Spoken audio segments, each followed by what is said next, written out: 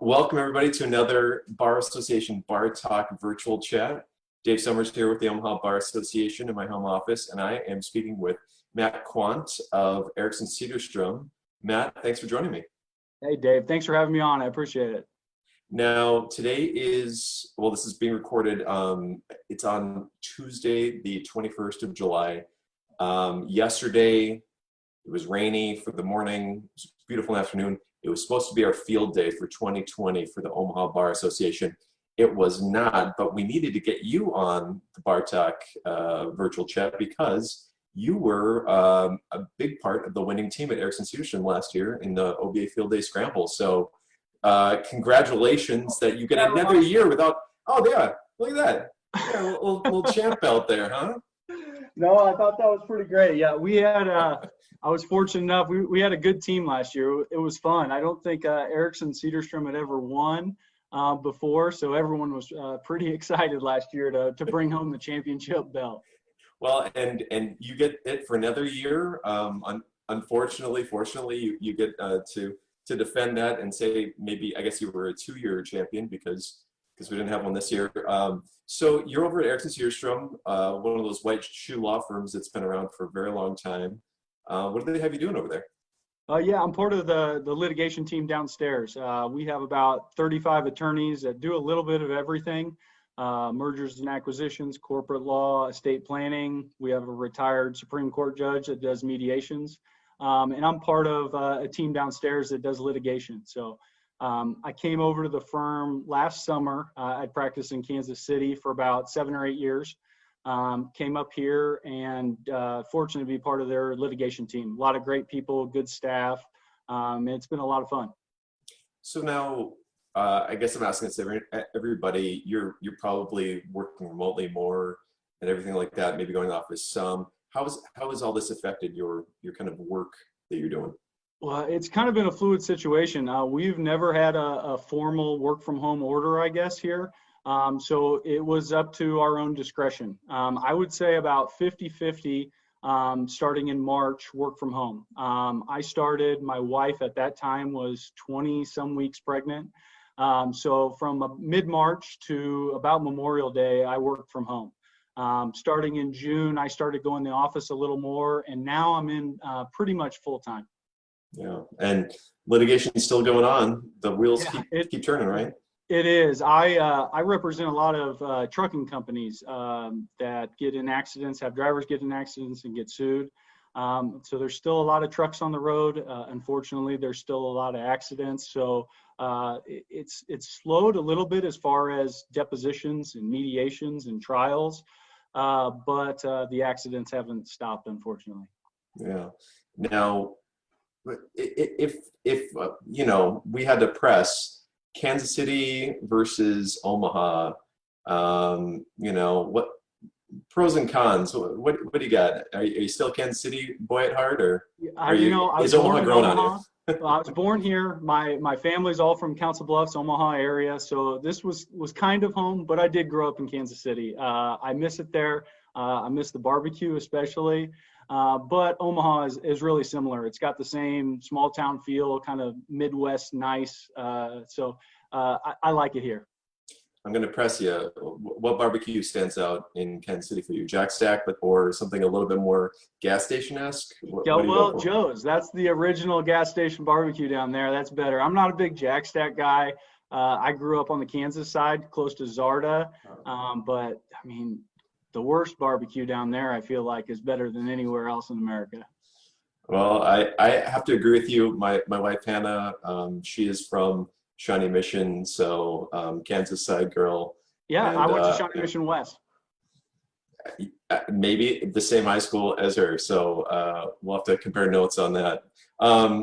So we had you on today to talk golf, and we're going to nerd out a little bit. It's gonna get a little bit more in the weeds than maybe people were expecting for a golf talk, but you really enjoy golf. I really enjoy golf, so bear with us, everybody. But you won the tournament last year, the scramble that we do at the Bar Association Field Day.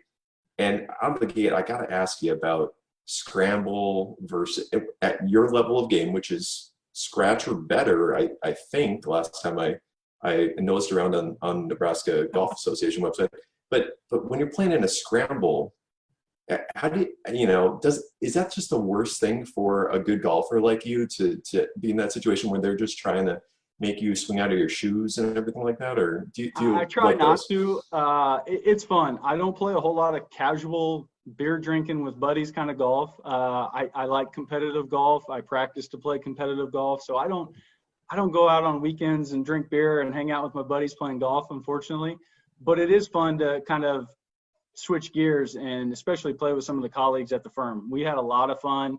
There's some other good players at the firm too. So it was, we had a good time. I try not to change my game too much and swing out of my shoes, John Daly-esque or anything like that. But still just try to hit the same good shots that I would if I'm playing my own ball. I feel you. Well, I need to take more of that attitude approach. Yeah, for sure. Especially not tooting my own horn, but when they ask me to anchor, the team, and it's boy, a lot of pressure. So, where did you pick up the game? What's your history of how you got into golf? People hate me when I tell them, but I've only been playing about 10 years. Come on, Matt. Come I on. played high school and college basketball, went to law school at Washburn, where Gary Woodland played basketball and golf for a year. And I had some buddies on the golf team that were undergrads, and we were out partying one night, and the next morning one of my buddies missed the bus to go on the golf with his golf team. And his coach said his punishment was to play 36 holes. So he called me up and said, "Hey, Matt, I got a 30-pack of beer. Let's go play some golf." And that was kind of the impetus. I played a little intramural basketball in law school and about tore out my knee. And I was like, I'm done with this. And I needed to kind of fill that competitive void. And golf just fit perfectly. I was kind of a gym rat in basketball. And now I'm kind of a range rat. I love practicing. I love playing. And it's been a lot of fun. I think you see a lot of former athletes kind of pick up golf later in their career. Maybe it's just maddening like that, but it's fun. I mean, that does sound a bit like the Michael Jordan story, if I have to say. The basketball star in college finds golf. I wouldn't say star, but I was a basketball player. Fair enough. Yeah, you find a lot of athletes, basketball players, hockey players, baseball players that all kind of turn to golf later in their life. It's kind of fun. Yeah. Now, so you've been competitive really since the start because of that history with high-level athletics. So, I mean, you were trying to get to scratch and be in tournaments right away, right? It took me about 2 years, I'd say. Spring of 2010, I really started playing golf, picking it up, started practicing. I got better pretty quickly. And then I believe it would have been the summer of 2013 was my first kind of foray into competitive golf. I didn't know much about it. I was actually practicing in Jeff City at the time, and they had a Missouri amateur qualifier at Jeff City Country Club, which is a great golf course there. And I was basically looking for a way to go play a really good golf course for private club for cheap. So I entered and qualified my first event. And so I played in the 2013 Missouri Am, and then I qualified for 5 straight Kansas amateurs. And so 2014 to 2018, I think it would be. And then came up here last year and played. You don't have to qualify in Nebraska, but I played in the Nebraska Am last year as well. And it's coming up next week, and you're playing next week then. Yeah, Happy Hollow, right? I'm excited. It's right down the street from our office at Happy Hollow. I've never played it before, but I hear it's awesome. I've looked at it on Google Maps and talked to a few players and members, and it really reminds me of a few really good golf courses in Kansas City Country Club and some others. So I'm really excited. I'm actually going to get a practice round tomorrow afternoon, my first look at it, and really excited to compete. Yeah, I had the opportunity to be over there the other week and just played an early morning round. Amazing practice facility that they just updated and everything like that. Really top-notch golf course. I mean, they were basically picking each individual leaf off the fairway just really taking a lot of time and effort that surprised me. But that's one of the best in town, and I'm sure you'll enjoy it. And that's a pretty tough tournament, the Nebraska Amateur. I mean, that's the best of the best here in the state, right? It's a lot of fun. I enjoy it. There's not any other sports, I guess, that you could go play the best D1 golfers. They're the best D1 basketball players or baseball players. And that's what makes it fun is you get to compete against the best players in the state, the best AMs. So it's fun. I mean, last weekend I played in the Indian Creek Invitational, and in the second round, they repair you based on score. And I was playing with a Nebraska golfer and a Creighton golfer. So that part of competition is a lot of fun. There's going to be a lot of really good guys. I think the field's 150 or so. They cut it down like a PGA Tour event. You play 2 rounds. They cut it down. I think it's 60 after 2 rounds. So it's good. It's kind of the ultimate test of Nebraska amateur golf. Yeah. Well, and I mean, we're talking from the tips, tournament conditions, and scores, of par over 4 rounds or better usually. I guess it depends on the conditions and everything like that. It depends on the course and the conditions. But yeah, I mean, you shoot par every day, you're doing really good. I mean, last week at Indian Creek, which is a comparable kind of tough golf course, there were 2 guys at the end of everything that were par or better. It's a good test. It's going to be fun. I think maybe a little under par won it at Country Club of Lincoln last year. And they had you hit from the tees at Indian Creek that they were going to use in the Pinnacle Bank Championship, right? Yeah, they do. It's they have a few tees back there that most people don't even see. It's tough. Like if you're familiar with the course, Gray and Black 9 have tees back there that are like 90 yards behind the regular public tees. So it's 485 uphill into the wind to finish your round. It's not a lot of fun. Yeah, I remember last year, the year before, going to the Pinnacle Bank Championship, and I was sitting up there on the green and thinking, why are they short of the sand? And then I walked down to the tee box. It's, bottom of the hill, the wind's blowing right in their face, and it was so much further than any shot I'd ever hit off the tee from the, the whites or the blues. And my goodness, that's a heck of a finishing hole to a protected green. I mean, that James Rolls set that up pretty difficult. So they're the best of the best for a reason, and it's not as easy as it looks, I guess, to the rest of us. They make it look really easy. That's a championship golf course. It's one of my favorites in town. It's always in great shape, and it's all the test you want. Yeah. So usually we just go back and forth, but I'm gonna do something a little different. We're gonna do a speed round here. All right. I'm gonna ask you some questions, and just a quick answer, and we'll go through this as quickly as we can. Okay, we'll start out with one we can come back to later. But what are your top 3 favorite golfers? Tiger Woods. I feel like everyone's gonna say. I'm a big Dustin Johnson fan, and I'd say Justin Rose. Good 3. Favorite Omaha golf course? Probably Indian Creek. I haven't had the pleasure of playing Omaha Country Club yet. I went there for the 2013 Senior Open, and I haven't played Happy yet. But I like I said, I think Indian is a championship golf course. It's all you want, and it's always in the tip-top shape. Absolutely. Of all the courses you've ever played, your favorite course? Sand Hills. It's my favorite place on earth. It's awesome. Yeah, absolutely.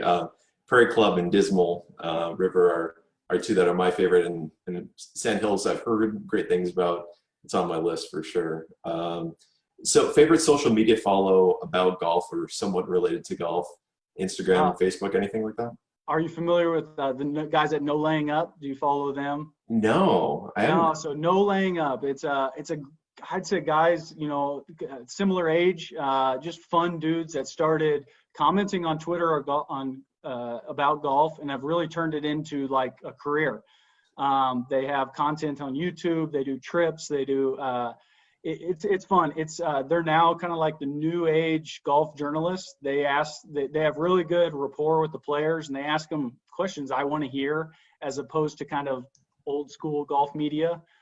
It's a lot of fun. If you've ever heard of like tour sauce, like Yeah. people talk about that, they kind of coined that phrase. So it's a lot of fun. You need to follow them. That it sounds like the dream right there. It does actually. I'm jealous. What's in your bag? Take us through your clubs real quick. Ooh, I got a smorgasbord of stuff. I got new TaylorMade driver, but then I got irons from 2013, both TaylorMade. I got some Callaway clubs. I got a Ping putter.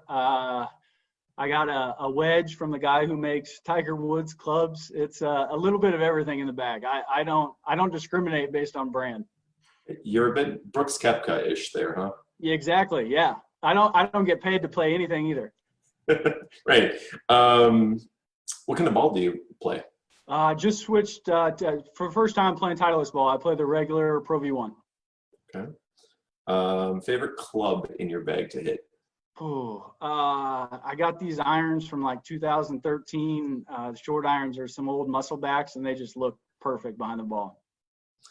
So, okay, when you say muscle back, now, blade, if you call it a blade too, is that considered blade? Yeah. Okay. Yeah, so I got blades in pitching wedge 8 and 9. They look like butter knives. They're pretty cool. What would you rather take, playing through a light drizzle of rain or 40-mile-per-hour winds?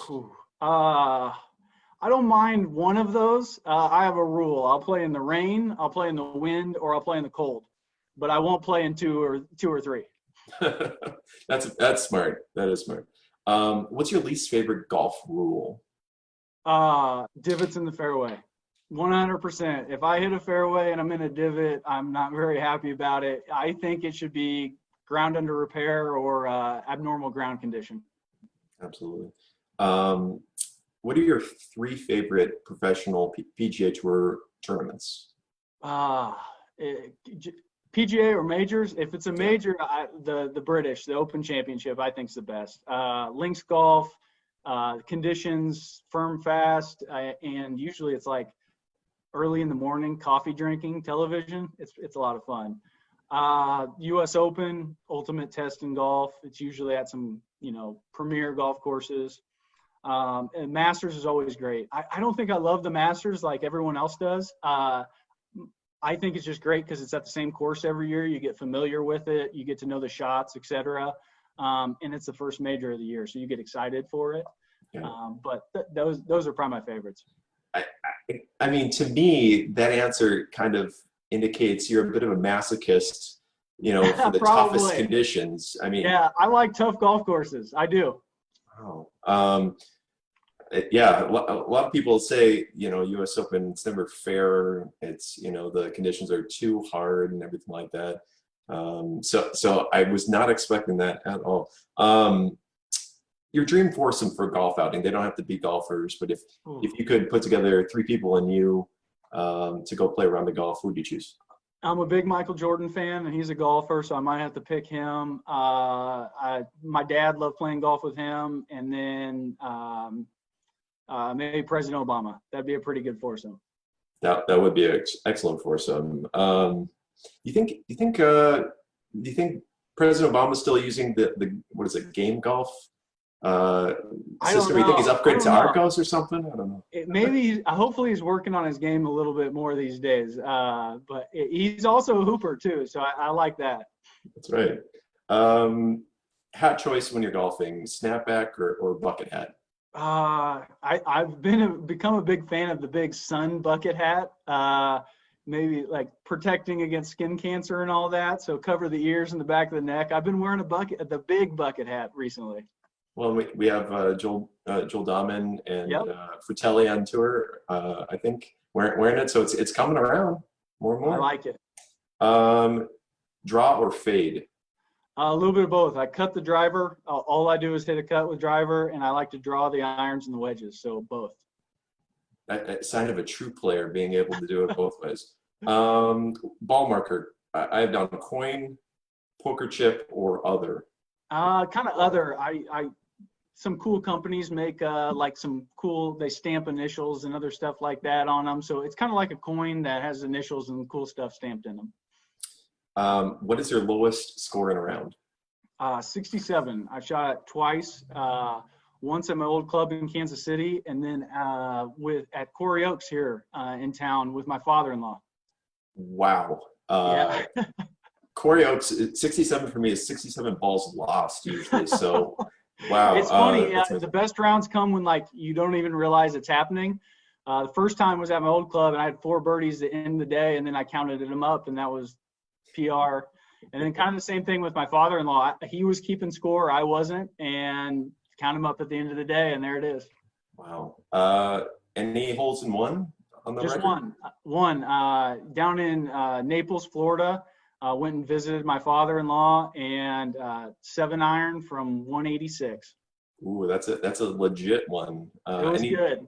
Any double eagles? No, not yet. I got real close. A few weeks ago, I played in Nebraska AM match play. It was at Hillcrest in Lincoln, and 18 is a reachable par 5, and I hit a awesome shot. You can't see it, and got up there, and it was an inch away.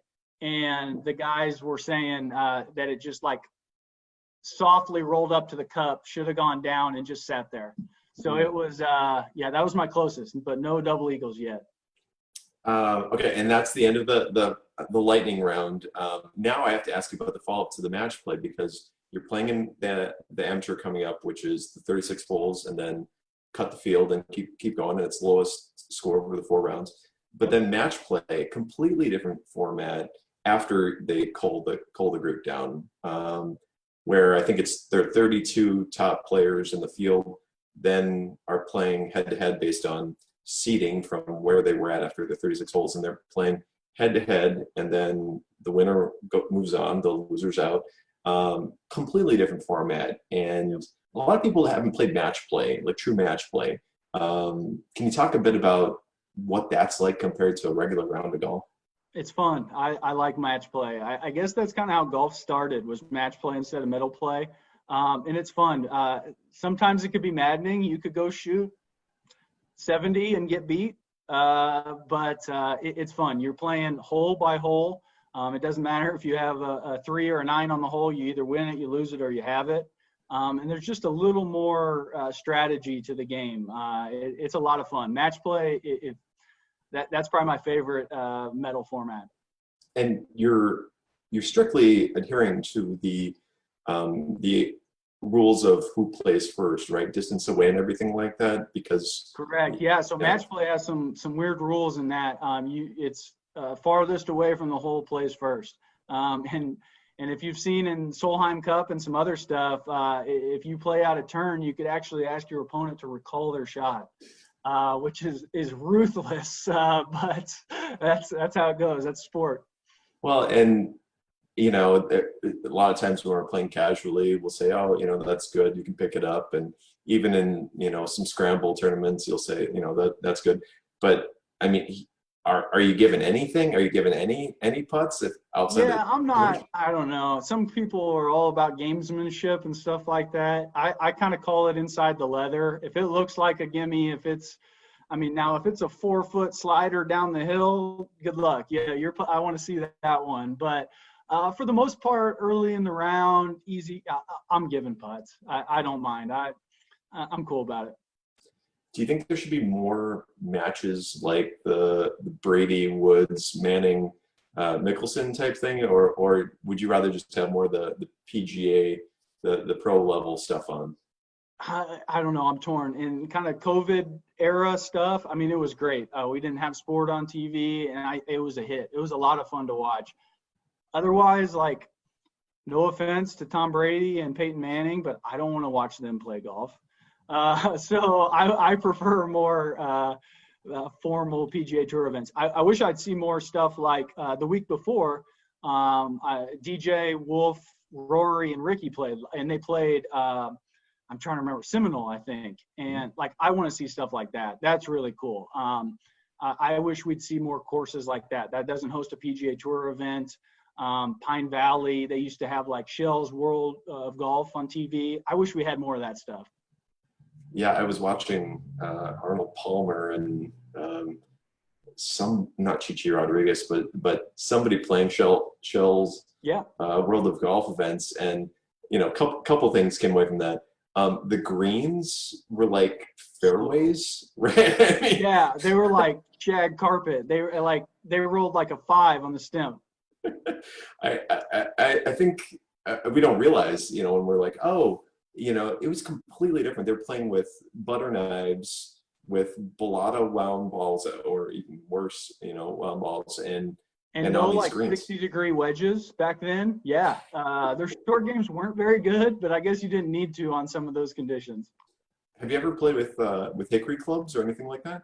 I haven't. Some people like it, are a little more traditionalist, but since I picked up the game in 2010, it's all been Pro V1 and big-headed drivers. So I'm not really nostalgic about stuff like that. I have uh, no desire to play worse with worse equipment.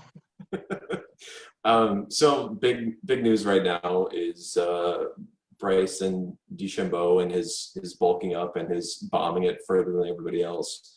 Um, didn't stop him from making a 10 and missing the cut this last week. But what do you think about what he's doing and about bigger, better, faster, stronger, and where it's taken the game? I personally love it. As an athlete coming to the game, I think it's a sport, and he's kind of found what he thinks is a competitive advantage. He went out and worked his butt off, and it worked. I think it will work on certain courses, maybe not on others, but you can't argue with his results. I mean, if you look at strokes gained and all that fun, Moneyball analytics type stuff, he's on to something. And I just think it's cool that he just went out and did it. He worked his butt off. He got 10 mile an hour faster or something like that. I think that's cool. I think that's a skill. He went out and he improved his skill, and I think you got to respect that. I think it's really cool. Yeah, there's a lot of kind of lore and tradition about playing the game, and he just said, I think we can figure this out a different way, I agree. and brought stats into it, brought science into it.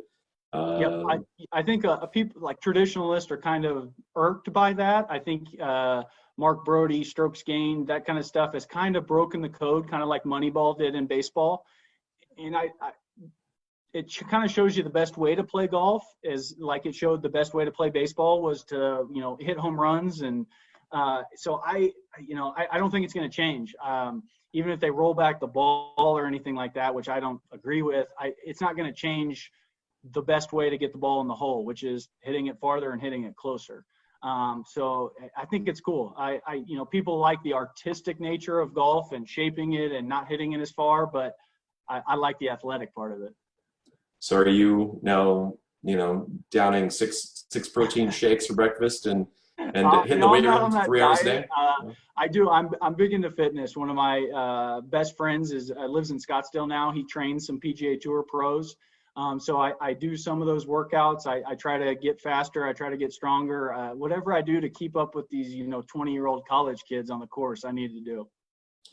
So what I talked to Steve Hogan the other week, who was a collegiate golfer at Creighton, and Dad started first tee in Omaha, and we were talking about how their golf principles that kind of also intersect with what we do in the legal world. And have you seen something that is there an intersection in your mind between good golf and good lawyering, or having the head about you in a tough situation on the golf course that you score well then, and maybe in the law, do you put any of that together, or is it just competitiveness that is kind of the through line for you?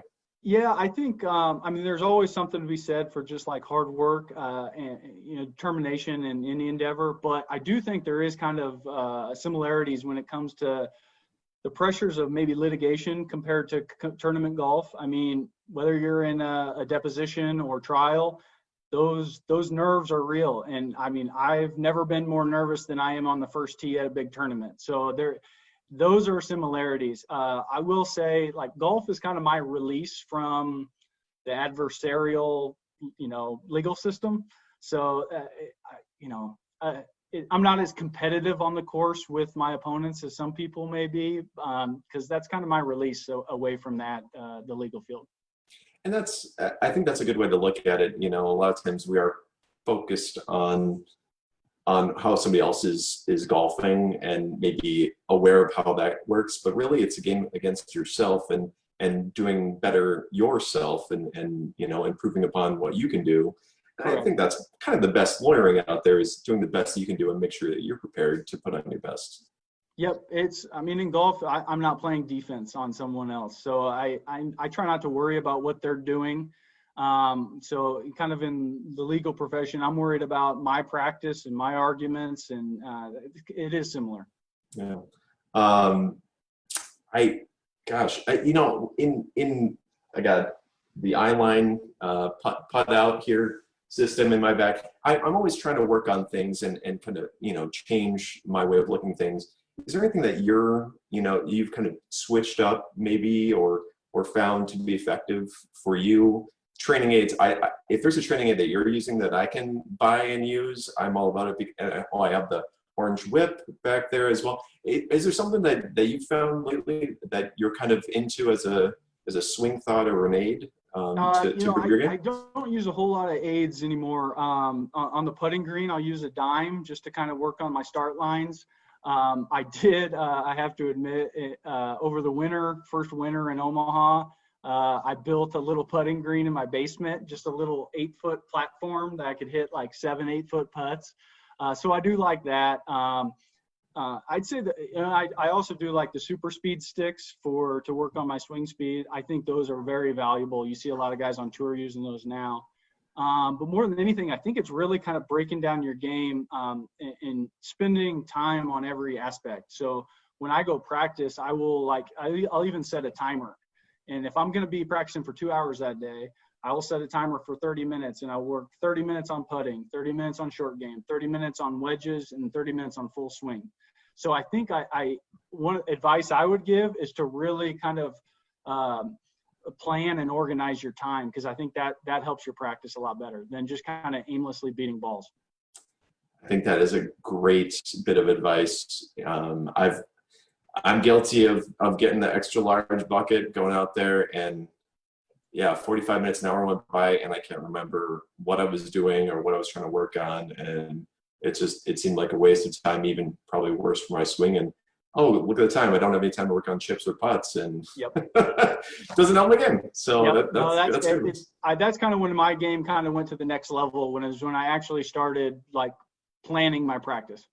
Yeah. Well, and when you talk to collegiate players or past players, you know, that's how the coach kind of had, you got to go out and you got to spend time on all those different parts. And there's proof in that way of looking at it. So I'm out of my questions. Is there any part of golf or what you're doing here in Omaha at Ericsson Cedarstrom that you want to discuss today? This has been enlightening for me, and really enjoy talking about golf anytime I can. So this has been great.